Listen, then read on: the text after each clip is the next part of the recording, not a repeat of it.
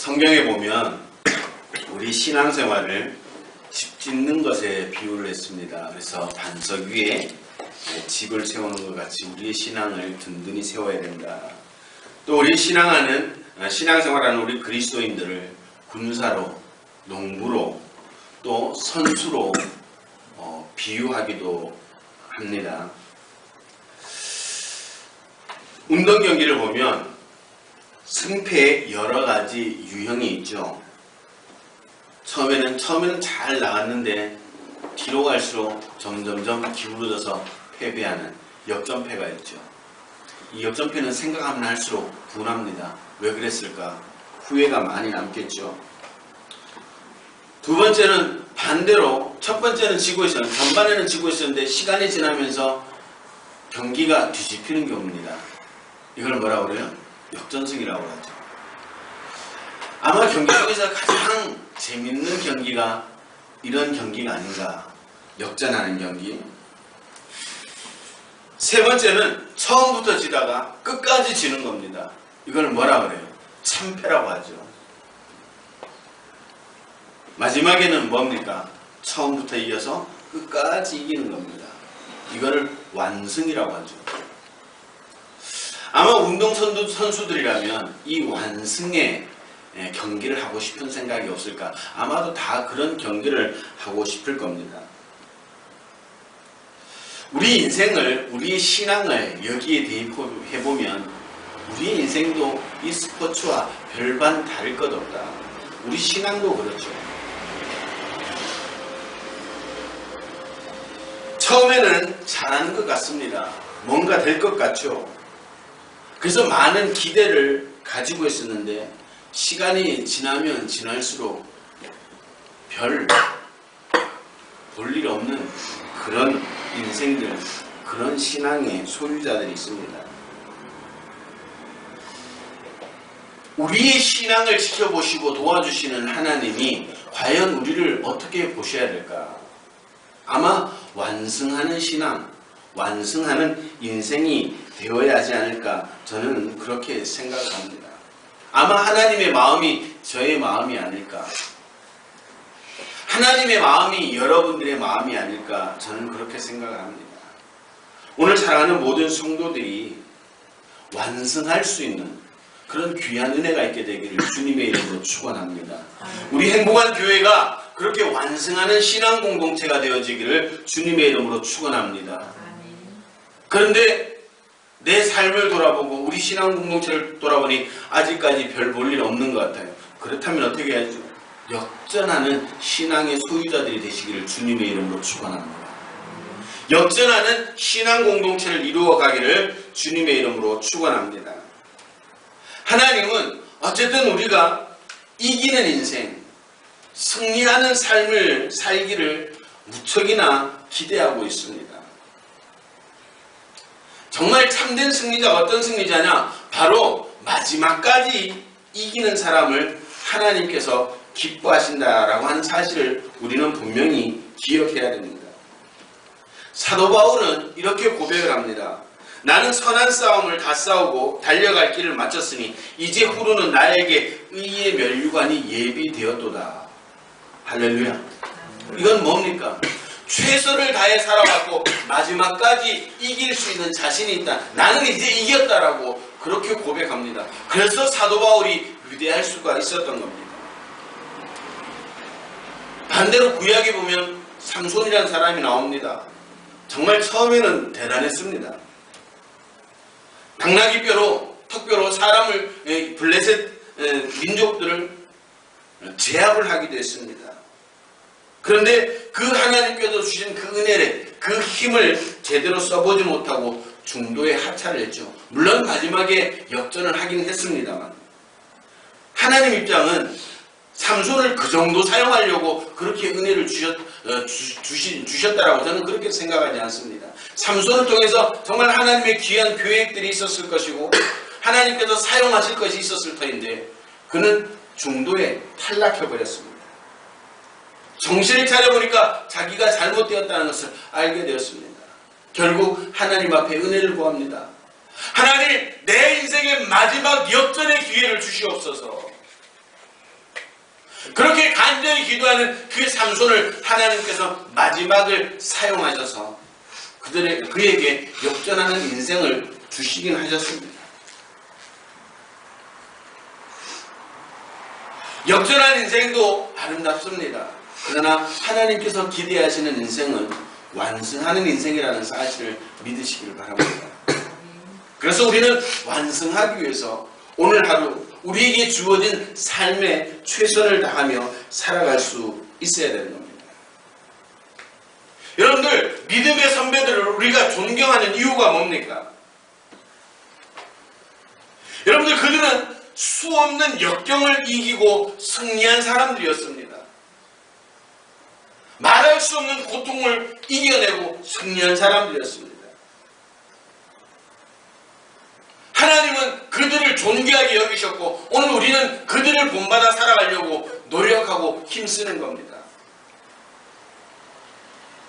처음에는 별 볼 일 없는 사람들 같았는데 양떼나 지키는 양치기였습니다. 그런데 그를 광야에서 부르시고 그를 풀밭에서 부르셔서 이스라엘의 위대한 지도자로 또는 이스라엘의 위대한 왕으로 불러주셨다라고 하는 사실입니다.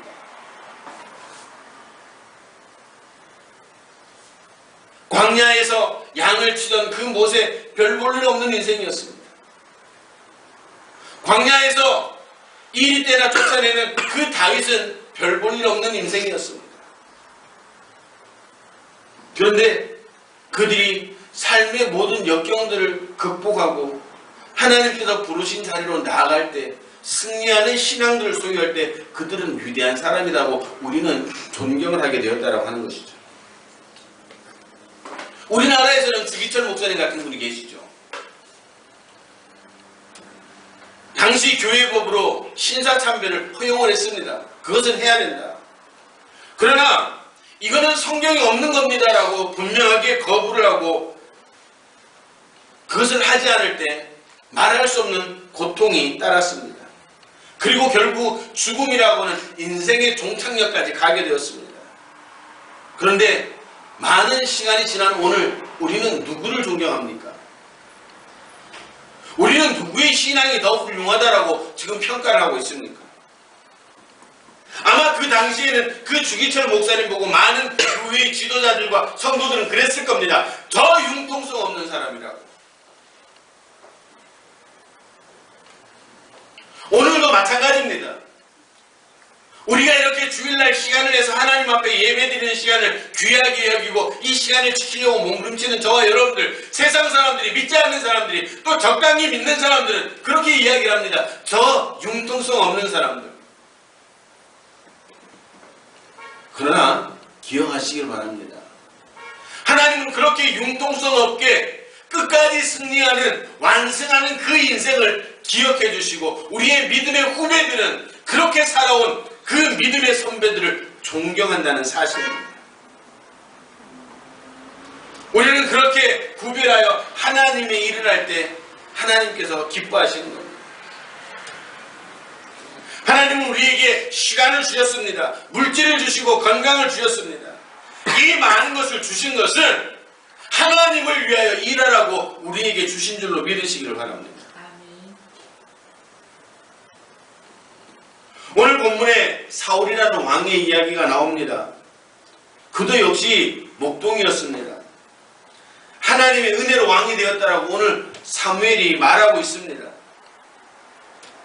그런데 하루는 하나님께서 아말렉과의 전쟁에서 성전을 선포하시고 아말렉 민족을 쓸어버리라고 그렇게 명령하셨습니다. 그런데 그 하나님의 말씀을 순종하는 가운데 자신의 판단이 들어가기 시작했습니다. 좋은 것은 빼냈다는 것이죠.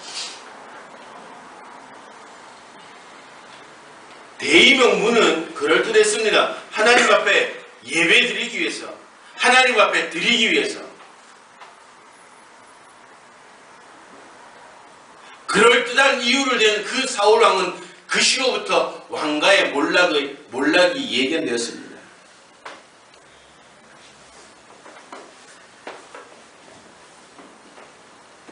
하나님은 우리가 진정한 승리자가 되기를 기대하십니다.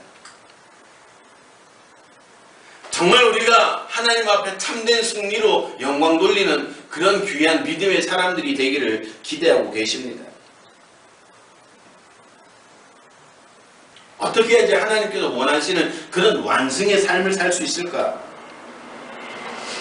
그것은 하나님께서 원하시는 대로 살아가야 되는 겁니다. 조금 전에 말씀드렸던 것처럼 사울은 대의 명분이 있었습니다. 그럴듯했습니다. 하나님 앞에 드리려고요. 하나님 앞에 제사하려고요. 그리고 함께 전투에 참가한 그 백성들에게 전략물이라도 조금씩이라도 나누어주면 자신의 왕권이 설 줄 알았습니다.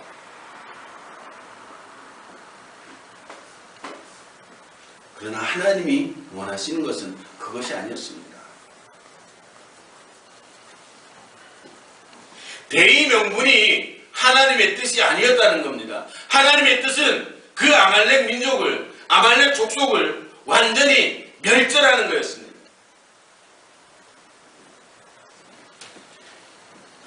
여러분들 본문의 내용으로 보면 사울은 승리한 사람이었습니다. 이긴 사람이었습니다. 누가 뭐래도 멋있는 왕이었습니다. 그런데 그의 결말은 어땠습니까? 대참패였습니다.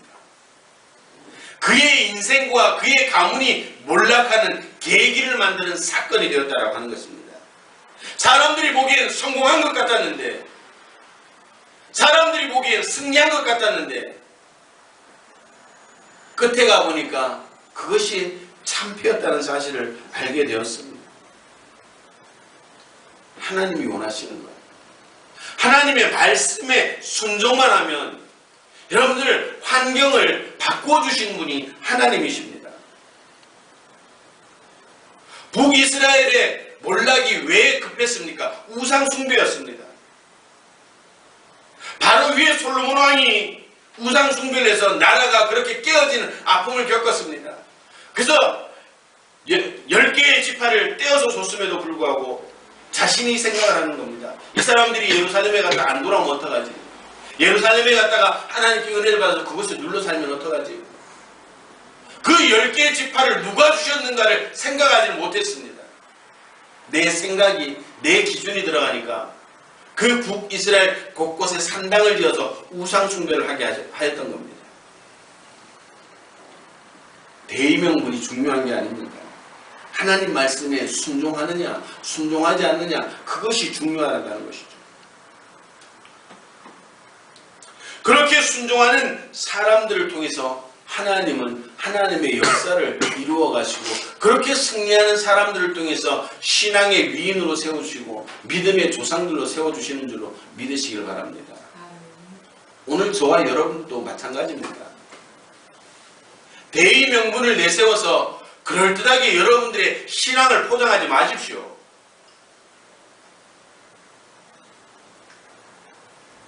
여러분들 시류를 따라 살아가면서 이 시대에 시류가 이렇다라고 그렇게 여러분들의 신앙을 포장하지 마십시오. 성경에서 아닌 것은 아무리 이 시대의 시류가 그렇다 할지라도 성경이 아닌 것은 아닌 것입니다.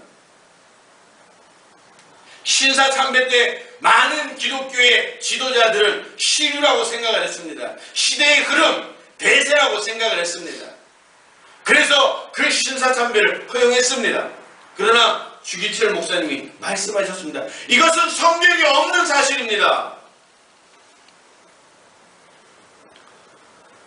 대의명분이 아니라 하나님의 말씀에 순종하느냐 그렇지 못하느냐, 그것이 주기철 목사님의 기준이 되었고, 그것 때문에 비록 목숨을 잃기는 했지만 하나님 앞에 존귀한 인생이 되었고 믿음의 후배들에게 존경받는 인생이 되었다는 겁니다. 그 시대는 주기철 목사를 패배자로 알았습니다. 그런데 그는 승리자가 되었습니다. 승리한 것 같지만 패배한 사람이 있고, 패배한 것 같지만 승리하는 사람이 있다는 것을 우리에게 여실히 증명하는 겁니다. 대의명분, 대세론, 그것은 하나님의 뜻이 아닙니다. 내가 정말 하나님 말씀대로 제대로 살아가고 있는지, 내가 하나님 말씀대로 내가 하나님을 섬기고 있는지, 내가 하나님의 말씀의 기준으로 내 신앙생활을 하고 있는지, 그것이 중요한 겁니다. 그렇게 살아갈 때 지금 내가 힘들고 어렵다고 할지라도 그 역경과 환난이 끝나는 날에는 사도 바울의 고백처럼 의의 면류관이 우리를 기다리고 있을 것이고, 우리는 실패한 것 같지만 결국 승리할 수 있는 사람이 된다라고 오늘 성경을 통해 분명하게 말씀하고 있는 겁니다. 삶의 원리가 있어야 됩니다. 삶의 기준이 있어야 됩니다. 우리는 대세가 삶의 기준으로 착각을 하는 거죠. 시류가 그렇다라고 생각을 하는 겁니다. 대세가 뭡니까? 시류가 뭡니까? 그것은 사람들의 욕심입니다.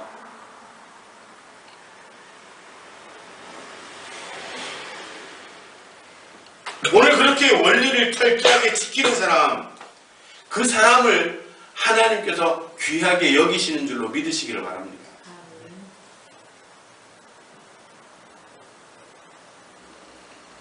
삶의 원리, 신앙의 원리, 여러분들 분명하게 정하시기를 바랍니다. 대세를 따라 살면 성공하는 것 같습니다. 승리하는 것 같습니다. 그러나 여러분들 마지막은 결코 승리가 아니라 패배라는 사실을 분명하게 기억하시기를 바랍니다. 비록 우리의 모습이 많은 사람들에게 별 볼 일 없는 인생이라고 할지라도 대세가 아니라 하나님 말씀에 순종하는, 하나님 말씀의 기준을 세우고 살아가는 우리를 결국 하나님께서 승리케 해주시는 줄로 믿으시기를 바랍니다.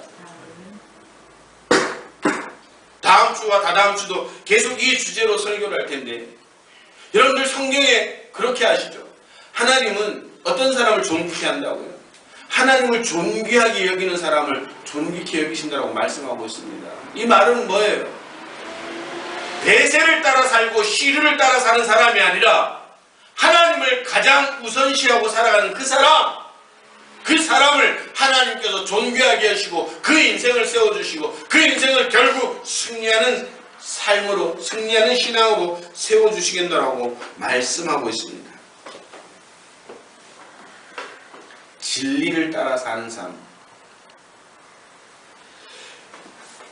여러분들 대세를 따라 살다 보면요, 편하게는 살 수가 있습니다. 왜? 다 그렇게 살아가니까. 진리를 따라 사는 삶은요, 피곤한 삶입니다. 걸리는 게 많습니다. 제약도 많습니다. 그러다 보니까 대세라고 하는 것에 대의명분을 세우고 우리는 그럴듯하게 살아가고 그럴듯하게 신앙생활을 하고 있는 겁니다. 왜 대세를 따라 살아가는 거예요? 타협을 하고 싶으니까. 왜 나만 이렇게 힘들게 살아야 되지? 왜 나만 이렇게 힘들게 믿어야 되지? 다른 사람들은 다 적당히 믿고 잘 살아가는 것 같은데 왜 나만 이렇게 힘들어야지? 진리를 따라 사는 삶은 피곤할 수밖에 없습니다. 힘듭니다. 그러니까 그 진리로 향하여 가는 문이 좁다, 힘들다라고 주님은 말씀하고 있는 겁니다.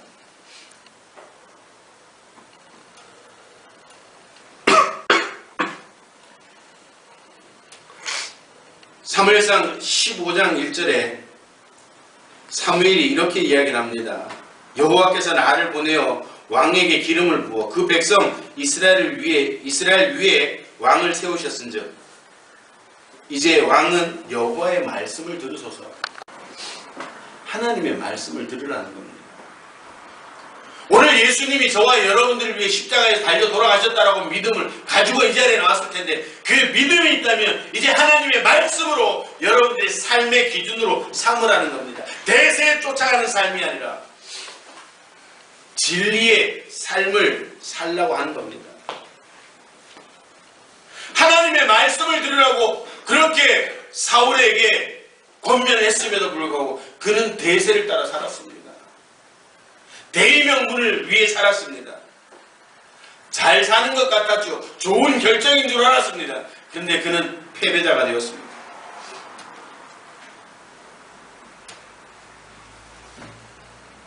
믿음으로 산다는 것 여러분들 힘듭니다. 신앙의 무게가 쉬운 게 아닙니다. 근데 우리는 신앙의 무게를 너무 가볍게 생각합니다.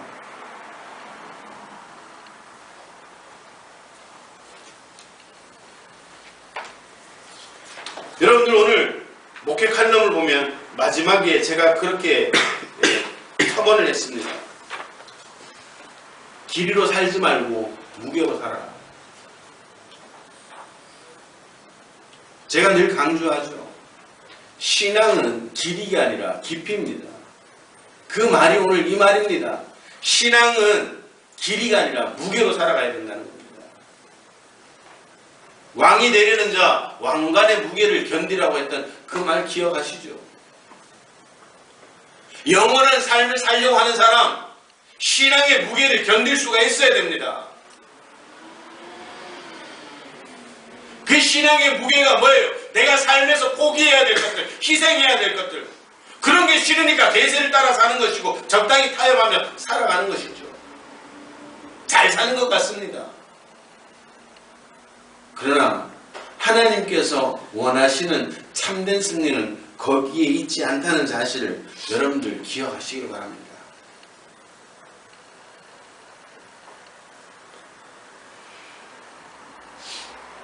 다음 주에도 똑같은 말씀을 할 겁니다. 정말 우리는 깊이 한번 생각해 볼 수 있어야 됩니다. 정말 하나님께서 원하시는 승리가 무엇인지. 하나님 늘 우리가 처음부터 끝까지 다 이기는 완승을 기대를 하고 계시는데 우리는 중간에 탈락을 해버리죠. 그렇게 탈락해버리고 삼손처럼 깨닫지도 못하고 그것이 다인 줄 알고 살아가다가 결국은 패배하는 인생이 될 수밖에 없다는 사실을 오늘 사무엘을 통해서 사울을 통해서 하나님은 강력하게 경고하고 있는 겁니다.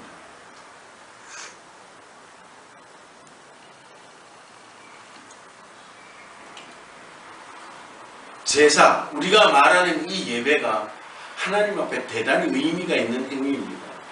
그런데 성경에 보니까요, 오늘 본문에도 그렇죠. 이 의미 있는 예배보다 더 중요한 것이 순종이다라고 그렇게 말씀하고 있습니다.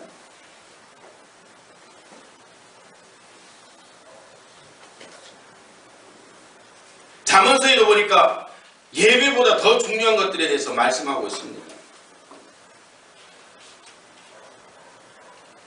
여러분들 무엇을 위해 살아가고 있습니까? 정말 승리하는 삶을 살고 있습니까? 정말 그리스도인으로 부끄럽지 않는 무게를 견디고 있는 그 그리스도인의 삶이고 있습니까? 신앙을 결코 가볍게 생각하지 마십시오. 신앙은 하면 할수록 더 무게감이 증가가 되어집니다. 처음 믿을 때보다 조금 더 믿었을 때, 집사일 때보다 권사일 때, 권사일 때보다 장로일 때, 장로일 때보다 목사일 때, 여러분들 느껴지는 그 신앙의 무게감은 이루 말할 수가 없습니다.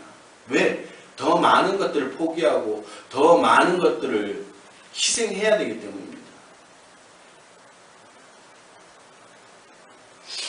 대세가 승리하는 삶이 아닙니다. 독야청청 아시죠? 우리 신앙이 그래야 됩니다. 저는 예전에 그 광고 카피 중에 그 말을 대단히 좋게 생각합니다. 다른 사람이 다 이해할 때 나는 아니요라고 할 수 있는 사람이 되자. 다른 사람이 다 아니요라고 했을 때 나는 나만이라도 예라고 할 수 있는 사람이 되자. 오늘 우리의 신앙이 그렇게 돼야 되는 겁니다. 그렇게 될 때 우리가 완성하는 참된 승리자가 될 수 있다는 사실을 분명하게 말씀하고 있습니다. 오늘 본문에 보면 사울의 이 전쟁에 대해서 분명하게 많은 자세한 설명이 안 나옵니다. 그러나 이 성경을 읽으면서 그런 생각을 해봅니다. 그 시대의 전쟁이라는 것은 노략이었습니다. 그래서 전리품을 상당히 중요하게 생각을 했죠. 그래서 이 다윗 같은 경우는요, 전쟁을 나가지 않았다고 할지라도 그 같이 전쟁에 동참한 자와 그 자신들이 가지고 있던 것들을 전쟁에 참여하지 않고 지켰던 사람들, 전리품을 공평하게 나눈 것을 볼 수가 있습니다. 그만큼 중요했다는 것이죠. 오늘 아마 사울이 전쟁을 하는 가운데 백성의 그런 이야기도 들었을지 모릅니다. 야, 대단히 좋은 것이 많다. 이걸 어떻게 한두 마리 정도 뺄까? 그런 이야기를 들었을지도 모릅니다. 전리품에 대한 생각을 했을지도 모르죠. 그것이 대세였을 겁니다. 왜? 그 시대는 전리품이 분명히 있어야 되는 것이니까요. 대의명분도 좋았죠.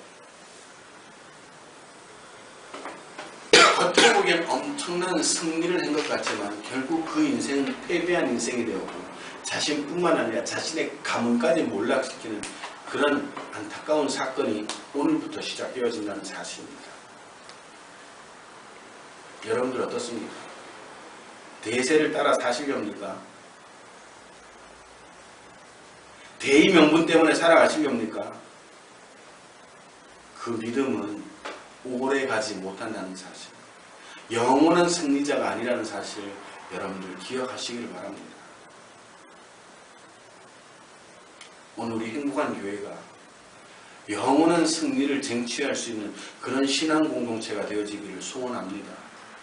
지금 비록 힘들고 어려울 수 있죠. 여러분들 신앙생활한 게 부담이 될 수가 있을 겁니다. 그러나 이 부담은 우리가 반드시 져야 되는 겁니다. 왜? 그게 하나님의 뜻이니까. 사람들이 왜 큰 교회로 모입니까? 그런 신앙의 부담을 가지지 않기 위해서요.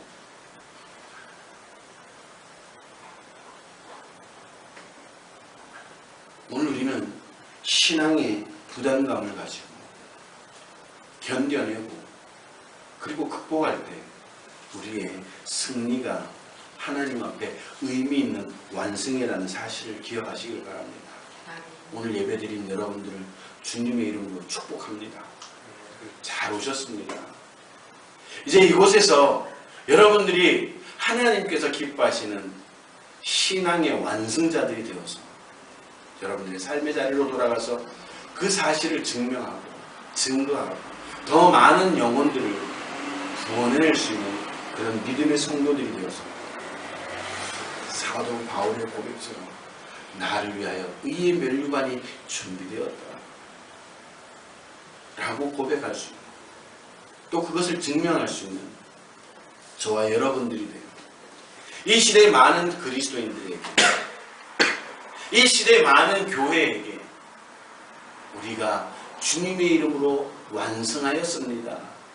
아니, 우리가 주님의 이름으로 역전하는 인생과 교회 공동체를 이루었습니다라고 자랑할 수 있는 저와 여러분들, 이 교회가 되어지기를 주님의 이름으로 축원합니다. 기도하시겠습니다.